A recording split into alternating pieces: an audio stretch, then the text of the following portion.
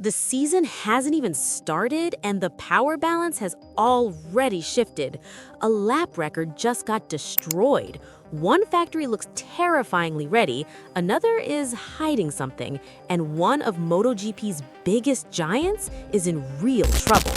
At the preseason test at Chang International Circuit, the grid didn't just test bikes, they revealed intent. And if you read between the lines, the 2026 title fight has already begun.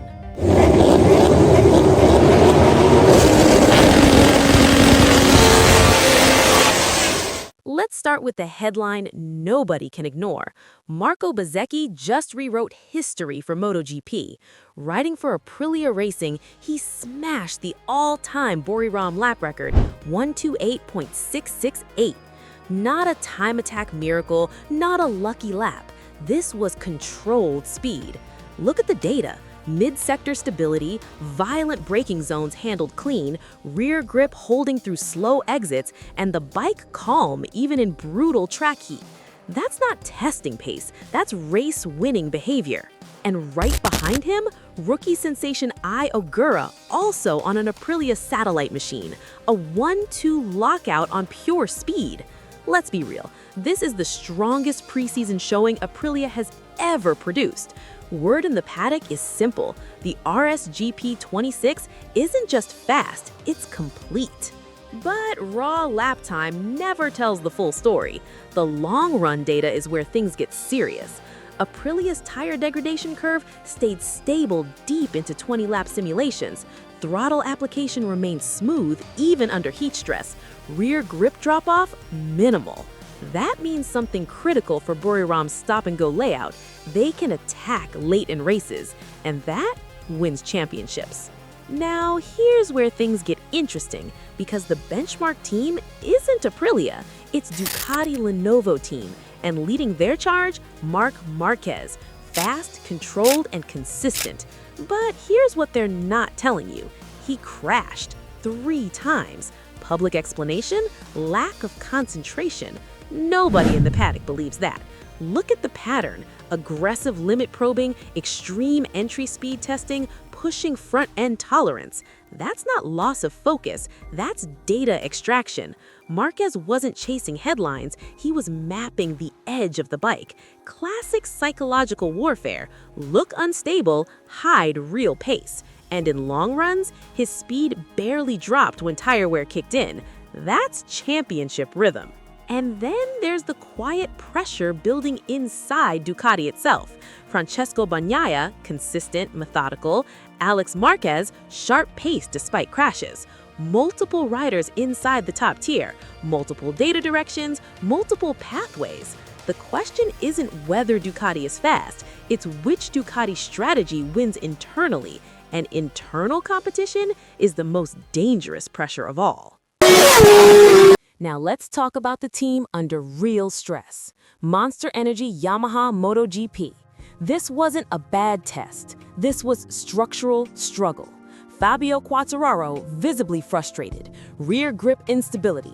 Corner entry inconsistency. Weak acceleration on exit. Translation? No confidence in the platform.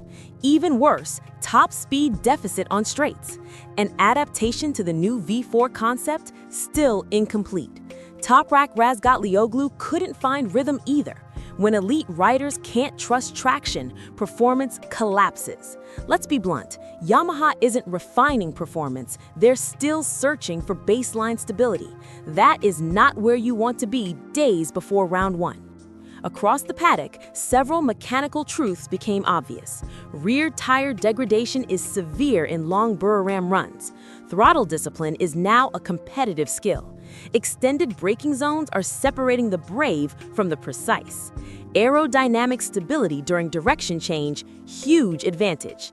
Teams with smoother aero platforms carry quarter speed without overheating tires. That explains everything we saw in the timing sheets. Speed is no longer just horsepower. It's thermal control, balance, and micro stability.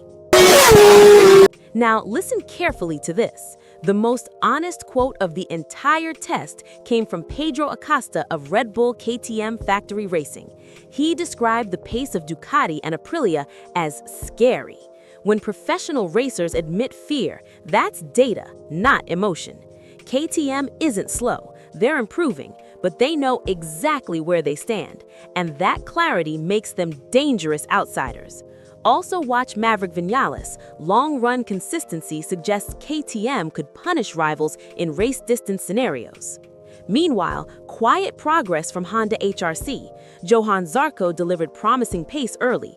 Joan Mir held top 10 competitiveness. Luca Marini remained consistent mid-pack. Not contenders yet, but no longer lost. That matters because Honda improvement curves historically accelerate fast.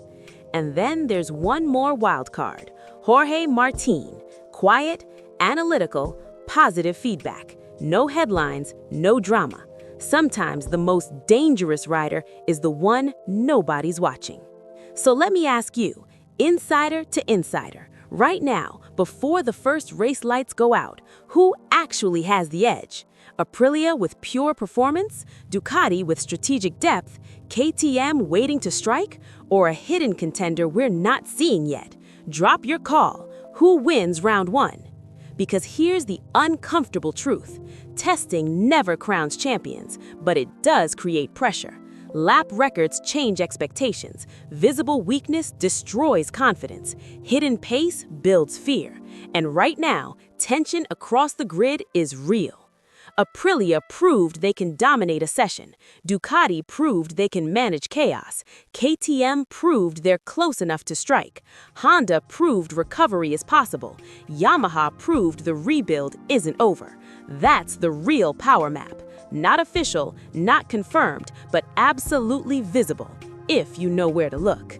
The data is collected, the masks are still on, but the psychological war has already begun. When the lights finally go out, everything hidden at Buriram comes alive. Stay close, stay Gaspoll.